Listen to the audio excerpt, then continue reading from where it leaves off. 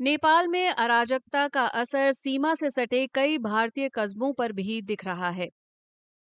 जिन जगहों पर उथल-पुथल का असर पड़ा है, उनमें उत्तर प्रदेश के बहराइच जिले का रुपईडीहा भी शामिल है।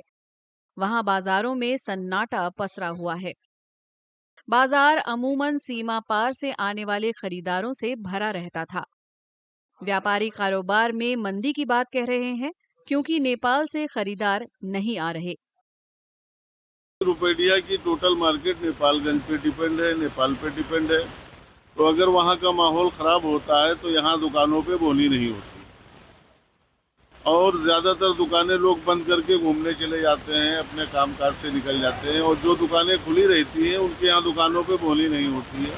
मसलन आज मैंने दुकान सुबह से खोली है लेकिन कुछ नहीं बिका है। पूरा पूरा असर है क्योंकि बॉर्डर बंद है। बॉर्डर के पूरा हम लोग का कस्टमर उधर ही का है, नेपाल का ही कस्टमर है। पूरा बॉर्डर बंद किए हुए हैं तो कोई कुछ व्यापार नहीं है यहाँ, एकदम सन्नाटा पड़ा हुआ है। प्रभाव बहुत बुरा हुआ है। कल शाम से ही बॉर्डर बंद है, कस्टमर का आना जाना बंद हो गया। सुबह से कोई कस्टमर भी नहीं है।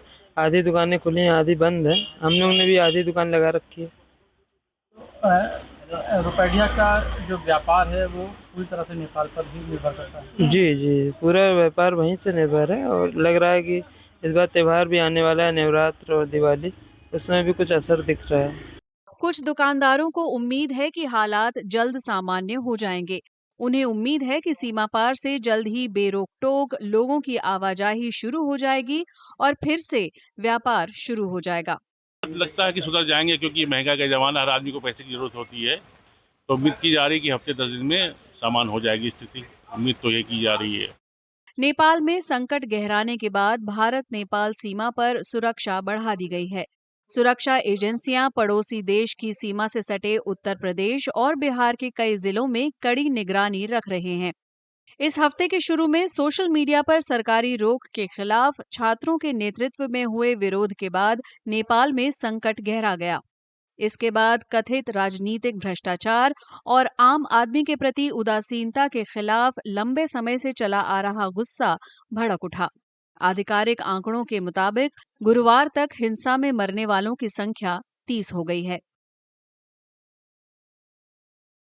नेपाल में अराजकता का असर सीमा से सटे कई भारतीय कस्बों पर भी दिख रहा है। जिन जगहों पर उथल-पुथल का असर पड़ा है, उनमें उत्तर प्रदेश के बहराइच जिले का रुपईडीहा भी शामिल है। वहां बाजारों में सन्नाटा पसरा हुआ है। बाजार अमूमन सीमा पार से आने वाले खरीदारों से भरा रहता था। व्यापारी कारोबार में मंदी की बात कह रहे हैं, क्योंकि नेपाल से खरीदार नहीं आ रहे। रुपैडिया की टोटल मार्केट नेपालगंज पे डिपेंड है, नेपाल पे डिपेंड है।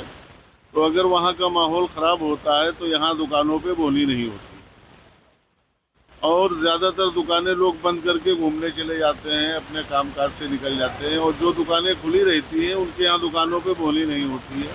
मसलन आज मैंने दुकान सुबह से खोली है लेकिन कुछ नहीं बिका है। पूरा पूरा असर है क्योंकि बॉर्डर बंद है। बॉर्डर के पूरा हम लोग का कस्टमर उधर ही का है, नेपाल का ही कस्टमर है। पूरा बॉर्डर बंद किए हुए हैं तो कोई कुछ व्यापार नहीं है यहाँ, एकदम सन्नाटा पड़ा हुआ है। प्रभाव बहुत बुरा हुआ है।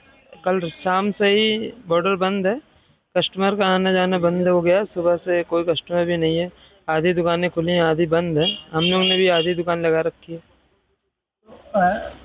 रुपैडिया का जो व्यापार है वो पूरी तरह से नेपाल पर ही निर्भर करता है। जी जी, पूरा व्यापार वहीं से निर्भर है और लग रहा है कि इस बार त्यौहार भी आने वाला है, नवरात्र और दिवाली, उसमें भी कुछ असर दिख रहा है।